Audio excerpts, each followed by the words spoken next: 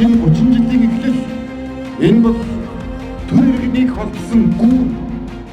Ардын намын ялалтууд Монгол улсын тусаар тогтол төрөл байдлын төлөө ялалт байх болно.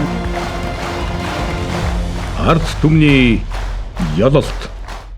Үр дүнтэй ажил хийсэн л гэж бодоод байгаа шүү дээ би бодохоор.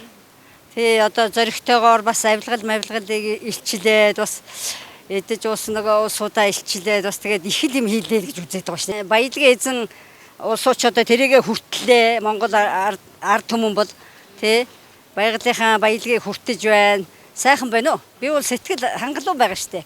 Оюун эрдэнэ засгийн газар тий. Жижиг дунд үйлдвэрлэгчтэйгээ бол сайн дэмжиж ажилласан л гэж бодож байна да. 3 жилдээ бол их өрдөнтэй сайн ажилласан, нэлээд илрээгүй байсан, янз янзын хэрэгөөдөө бол илрүүлсэн.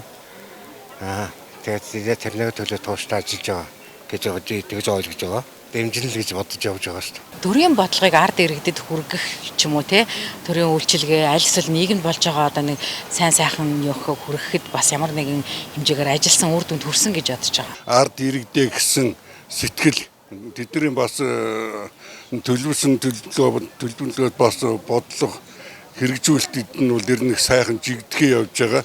Ард түмний ялалт. Монгол ардын нам.